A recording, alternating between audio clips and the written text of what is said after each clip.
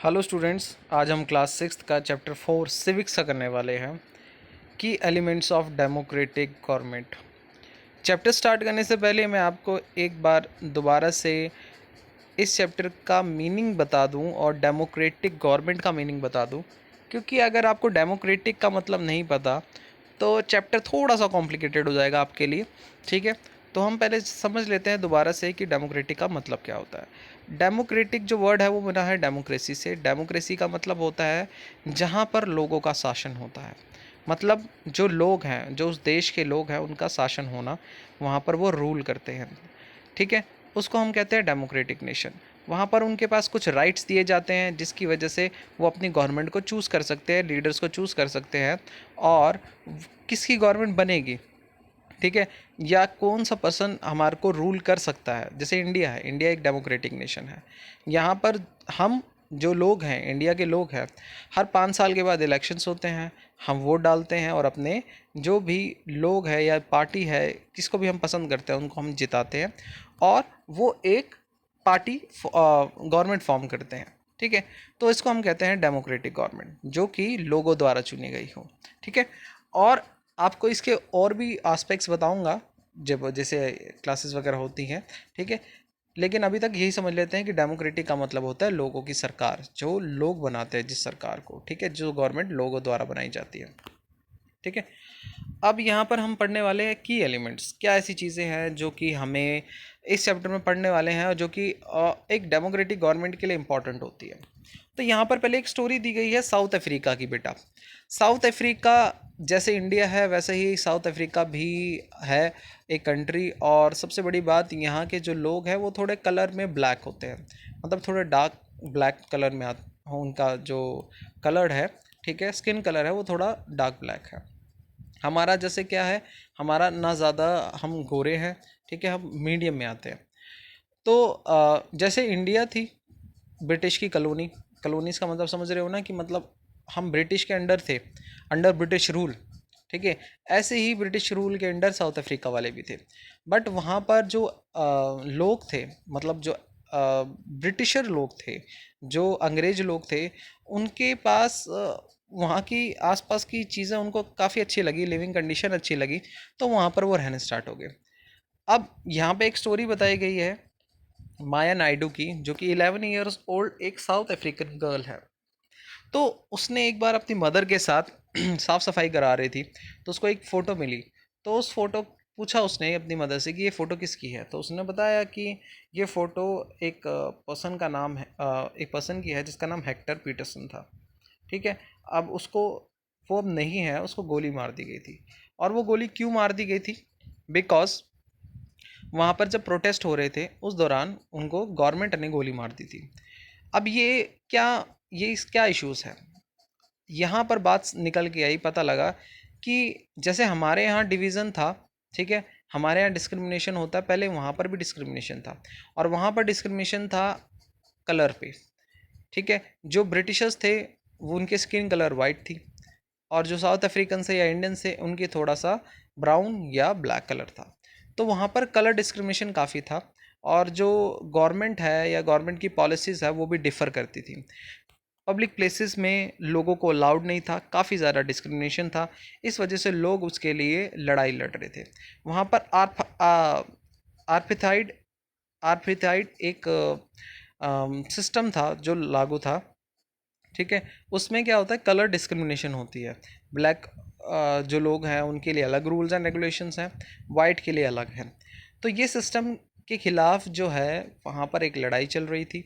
उस विद्रोह में, उस लड़ाई में ही जो है हेक्टर पीटरसन की डेथ हुई। तो ये एक फैक्टर बता रहे हैं कि आज़ादी से पहले, मतलब इनको भी आज़ादी जो है वो नियर अबाउट 90s 76, नहीं 1994, सॉरी, ठीक है, 1994 में इनको जो है वहाँ पर आज़ादी मिली, सक्सीड हुए।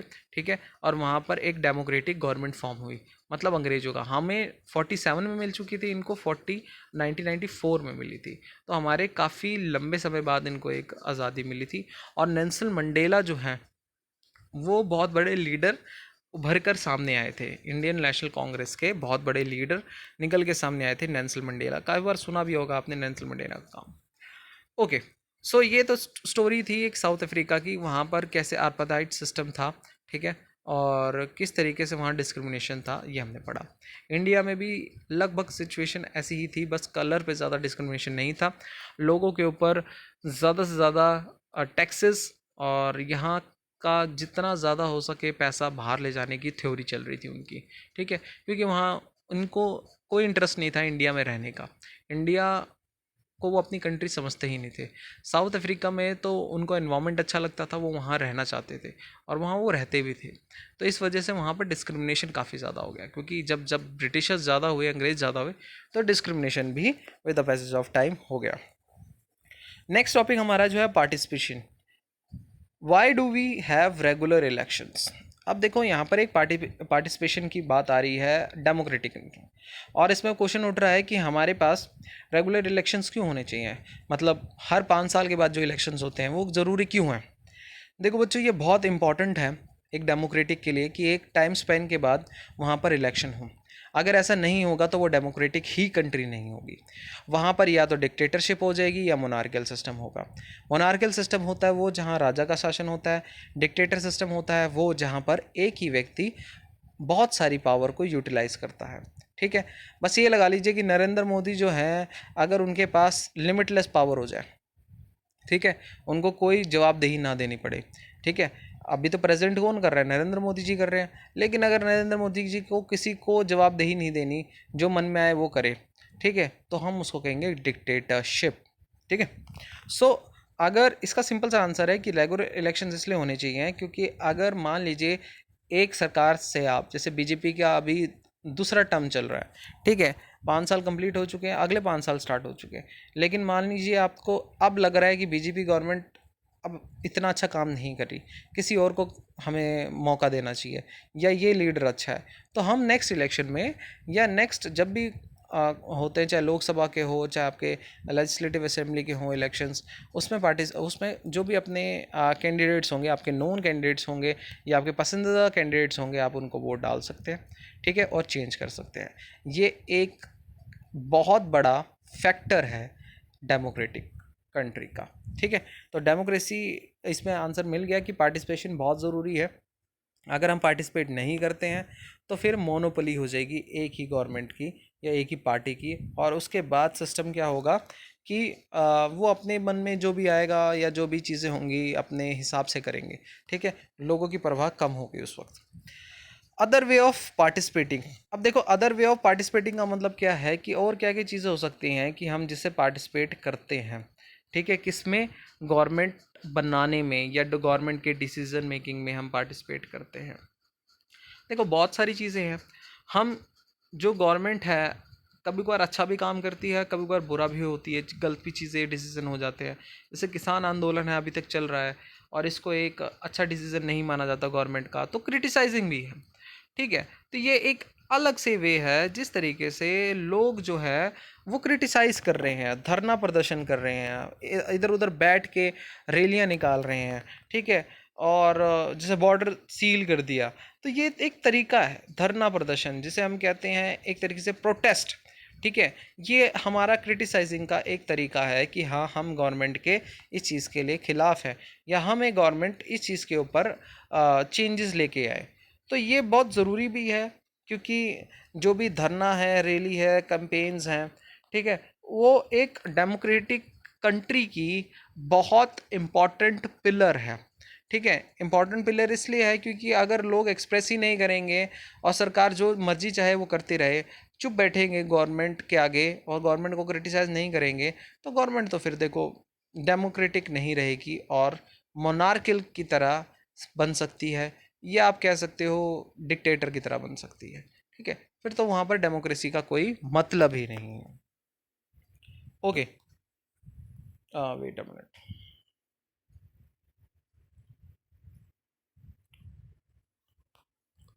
नेक्स्ट जो टॉपिक आता है हमारा इसमें, वो आता है नीड टू रिजॉल्व कन्फ्लिक्ट। अब देखो, कन्फ्लिक्ट यहाँ पर किस चीज़ की बात हो रही है, यहाँ कन्फ्लिक्ट की बात हो रही है चाहे वो लोगों के बीच में हो, चाहे वो स्टेट के बीच में हो, या किसी के बीच में भी कोई भी प्रॉब्लम आती है, ठीक है, हम उसके कन्फ्लिक्ट को रिजॉल्व करें। ठीक है, रिजॉल्व का मतलब ये भी है कि देखो हमारे जो देश है ना, वहाँ पर बहुत सारे, जैसे अभी हम राम मंदिर की बात कर रहे हैं, धारा 370 की बात करें, ये सारे कन्फ्लिक्ट वाले इश्यूज थे। ठीक है, जम्मू कश्मीर वाला इशू जो था, ट्रिपल तलाक वाला इशू जो था, ये काफ़ी ऐसे चीज़ें थी जहाँ पे लोगों को कन्फ्लिक्ट होता है, चाहे वो कल्चर से हो, रिलीजन से हो, रीजन से हो, इकोनॉमिक बैकग्राउंड से हो, या किसी भी चीज़ से। तो यहाँ पर आपको उनके रिजॉल्व को सॉल्व करना है। अब जैसे राम मंदिर का इशू था, राम मंदिर का इशू क्या हुआ, सुप्रीम कोर्ट ने सॉल्व करा।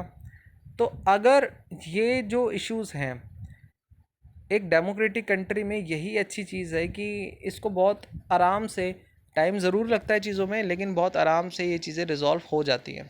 लेकिन अगर डेमोक्रेटिक नहीं होगी तो काफ़ी ज़्यादा प्रॉब्लम क्रिएट हो सकती है, सिविल वॉर वाली कंडीशन आ सकती है।